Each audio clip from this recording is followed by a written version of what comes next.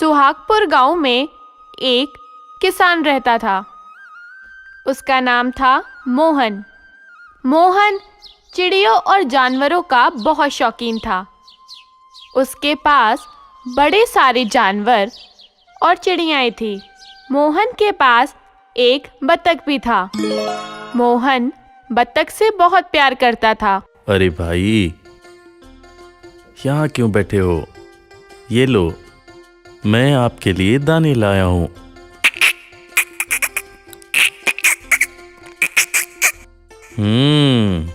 अच्छा, तो खेलने का मन है आपका? अच्छा, चलो खेलते हैं फिर। इस तरह से मोहन को जब भी वक्त मिलता वो बत्तख के साथ खेलता रहता था। वो बत्तख को बहुत प्यार करता था। एक दिन सुबह सुबह जब मोहन जगा तो वो बत्तख के कमरे में गया। वहां जाने के बाद उसने जो देखा वो देखकर तो मोहन की हैरानी का ठिकाना ना रहा। वहां उसने देखा एक सोने का अंडा पड़ा हुआ था। अरे रे रे, ये तो भगवान जी की कृपा हो गई। ये अंडा ये यहाँ कहाँ से आया? वैसे ये दिख तो रहा है बत्तख के अंडे की तरह, मगर ये सोने का अंडा आज मुझे कैसे मिल गया? कहीं ये मेरे बत्तख ने तो नहीं दिया? नहीं नहीं नहीं नहीं, मेरा बत्तख भला सोने का अंडा क्यों देगा? वो अंडा ले जाकर उसने अपने घर में रख दिया। अगले दिन फिर सुबह वह जब बत्तख के कमरे में गया तो उसने देखा वहां पर एक और अंडा पड़ा हुआ था। वो बहुत अचंभित हुआ। हे भगवान, मेरे पे किस भगवान की कृपा हो गई? मुझे तो हर रोज एक सोने का अंडा मिल रहा है। अगर ऐसा हुआ तो मैं तो बहुत पैसे वाला बन जाऊंगा। मैं तो बहुत अमीर बन जाऊंगा। खैर, उसने उस दिन भी वो अंडा रख दिया। मगर अब ये सोचकर मोहन को सारी रात नींद नहीं आती थी कि आखिर ये अंडे आ कहां से रहे हैं। उसने एक प्लान बनाया।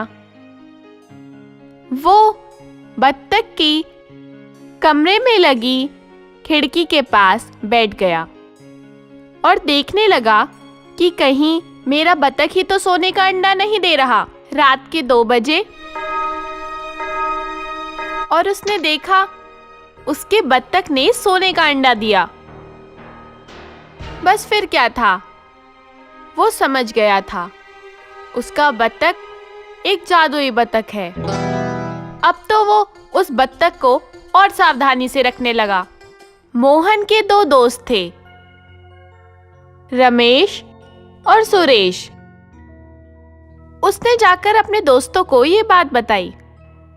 अरे रमेश, यार कमाल हो गया, मेरे पास एक बत्तख है। मुझे नहीं पता था कि वो एक जादुई बत्तख है। उसने 3 दिनों से मुझे एक एक सोने का अंडा दे रखा है। क्या बात करते हो मोहन? हाँ रमेश, मैं बिल्कुल ठीक कह रहा हूं। अरे यार, ऐसा तो मैंने कहानियों में सुना था। तुम पे तो सच में भगवान की बहुत कृपा हो गई। अब तो तुम बहुत अमीर बन जाओगे।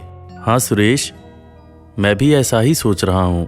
सुरेश और रमेश में रमेश ठीक था, वो लालची नहीं था। मगर सुरेश बहुत ही चालाक इंसान था। उसने सोचा कि क्यों ना मोहन के बत्तख को चुरा लिया जाए और उसके पेट को फाड़ के सारे सोने के अंडे एक साथ निकाल लिए जाएं। बस फिर क्या था, अगले दिन वो चाकू लेकर मोहन के घर पहुंच गया। उसने बत्तख को देखा और देखते ही उसका गला पकड़ लिया। आजा बेटा, आज तो मैं सारे अंडे निकाल के रहूंगा। आजा बेटा। ये क्या, उसने बत्तख के पेट को फाड़ डाला। मगर फाड़ने के बाद उसमें तो अंडा था ही नहीं। सुरेश को जैसे बिजली लग गई।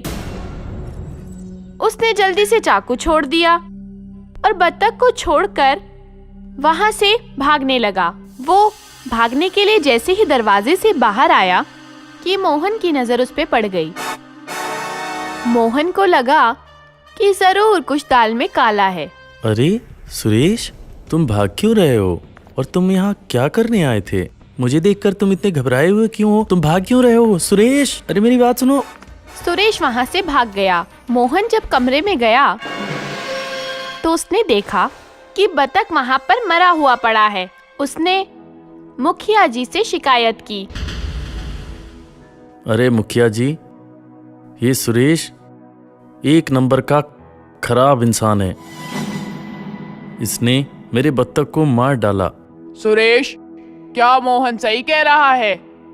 हाँ मुखिया जी, मेरे से गलती हो गई। मेरे मन में चोर आ गया था। मैं बहुत खराब इंसान हूँ। मुझे जो भी सज़ा देनी हो दे दो।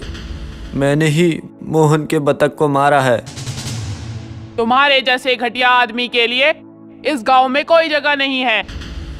दफा हो जाओ और इस गांव में फिर कभी ना आना। मुझे माफ़ कर दो मुखिया जी, मैं ऐसी गलती दोबारा नहीं करूँगा। बिल्कुल नहीं। इस गांव से बाहर जो तुम्हारा ससुराल है, तुम वहीं रहोगे। इस गांव में कभी नहीं आओगे। और इस तरह से मुखिया जी ने सुरेश को गांव से बाहर निकाल दिया। बच्चों, इस कहानी से हमें यही शिक्षा मिलती है कि हमें दूसरे के पैसों को देखकर, दूसरे की धन संपत्ति को देखकर उसे हड़पने की लालसा नहीं होनी चाहिए।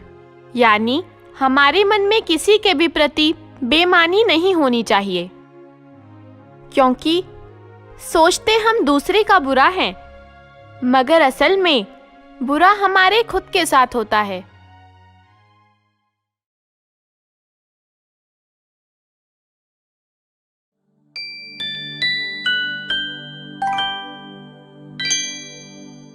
मेवाड़ का राजा बहुत ही न्यायप्रिय और नेक दिल था। उसके दरबार में जो कोई भी आता वो उसकी सारी शिकायतों को सुनता।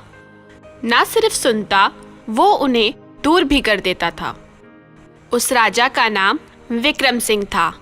विक्रम सिंह की चर्चा दूर दूर के देशों में और राज्यों में भी हुआ करती थी। लोग यही कहते थे कि मेवाड़ का राजा बहुत नेक दिल है, अपनी प्रजा से अपने पुत्र के समान प्यार करता है। विक्रम सिंह की सबसे खास बात यह थी कि वो जनता दरबार लगाया करता था। जनता दरबार वो जिसमें जिसको जो भी शिकायत होती वह अपनी शिकायत लेके राजा के समीप एक निश्चित दिन पे चला जाया करता था। राजा महीने की पहली तारीख को सबसे मिलता था, हर खासो आम से मिलता था। मिलकर उनकी समस्याओं को गौर से सुनता और सुनने के बाद जो भी कदम उठा सकता वो उठाता था। राजा विक्रम सिंह सबको न्याय देता था।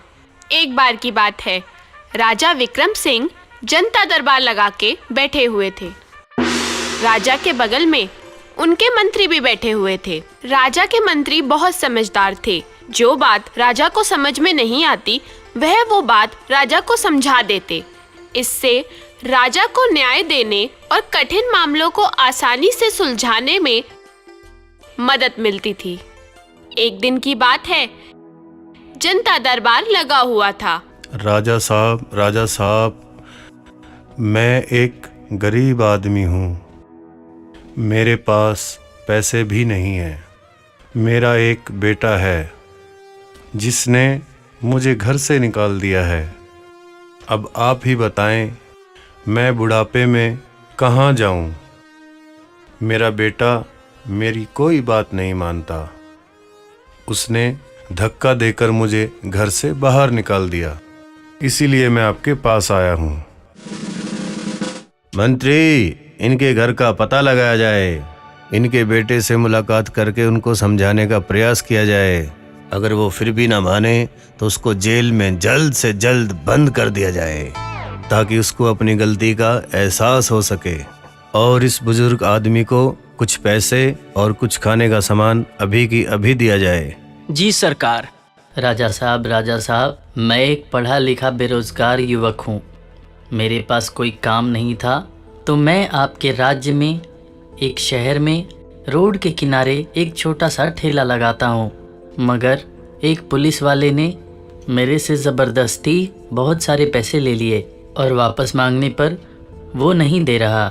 यहाँ तक कि कल उसने मेरी पिटाई भी कर दी। अब आप ही मेरी मदद करें, मैं बहुत उम्मीद लेकर आपके दरवाजे पर आया हूँ। मंत्री, उस सिपाही को अभी के अभी हाजिर किया जाए। जी सरकार।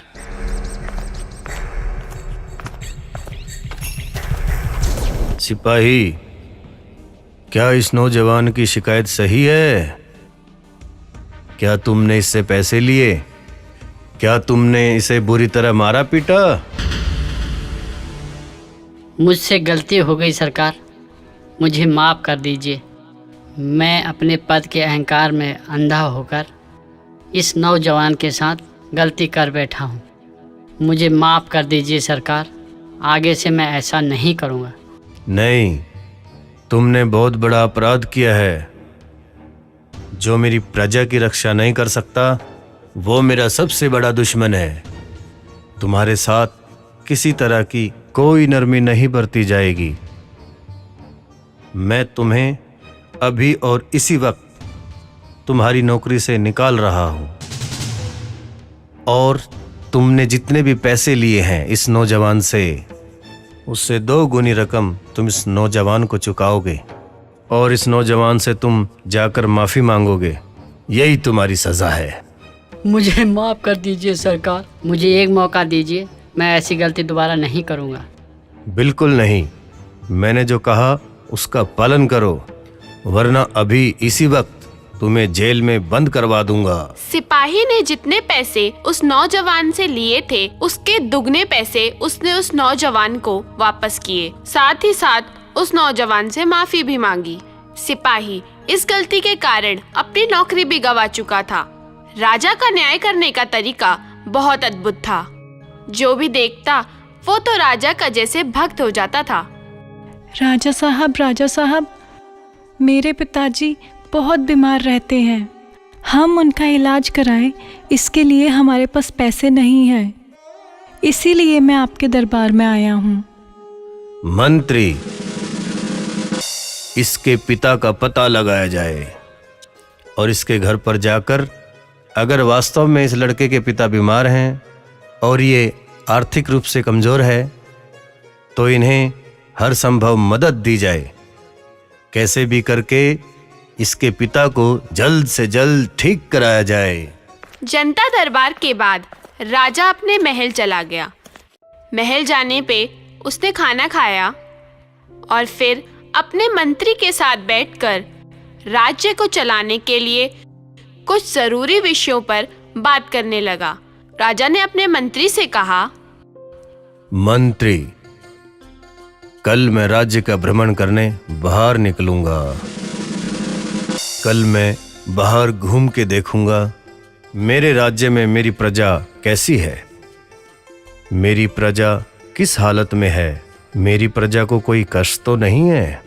जी सरकार, आप बिल्कुल ठीक कह रहे हैं। आपका ये विचार बहुत उत्तम है। एक राजा को उसकी प्रजा की चिंता होनी ही चाहिए। मंत्री जी, आप मेरे रथ का इंतजाम करवाएं। साथ ही साथ जितनी दूर मुझे जाना है उतनी दूर की सड़क को आप चमड़े से ढकवा दें, ताकि जब मैं खाली पैर सड़क पे चलूं तो मेरे पैर में कोई कंकड़ ना चुभे। और ये काम जल्द से जल्द हो जाना चाहिए। मंत्री ने पूरी सड़क को चमड़े से ढकने वाली बात पर राजा को हामी तो भर दी, पर वो मन ही मन बहुत परेशान हो गया। उसने सोचा, इतना चमड़ा आखिर आएगा कहाँ से, और बहुत महंगा भी आएगा। मंत्री बैठा बैठा कुछ सोच रहा था। राजा ने अपने मंत्री को चुपचाप देखकर उत्सुकतावश पूछा, मंत्री, मेरी बात का कुछ जवाब दिए बगैर आप मन में क्या सोच रहे हैं? माफ कीजिएगा सरकार, मेरे मन में आपके लिए एक सलाह थी। अगर आप बुरा ना माने तो मैं बोलूं? बोलिए, क्या बात है? सरकार, आप मीलों यात्रा करेंगे और इतनी दूर की सड़क को चमड़े से ढकवाने में बहुत ज़्यादा खर्चा आएगा और इतना चमड़ा मंगवाना भी बहुत मुश्किल काम है। मेरी समझ से आपको सड़कों पर चमड़ा बिछवाने के बजाय अपने पैरों के नीचे ही चमड़ा लगवा लेना चाहिए। अरे वाह, ये तो आपने बहुत कमाल की बात कही। मैंने तो सोचा भी नहीं था कि सिर्फ मैं अपने पैरों के नीचे अगर चमड़ा लगवा लूं तो मुझे इतना ज़्यादा खर्चा नहीं करना पड़ेगा और बड़ी आसानी से मैं कंकड़ से भी बच जाऊंगा और बहुत सारे फजूल खर्ची से भी।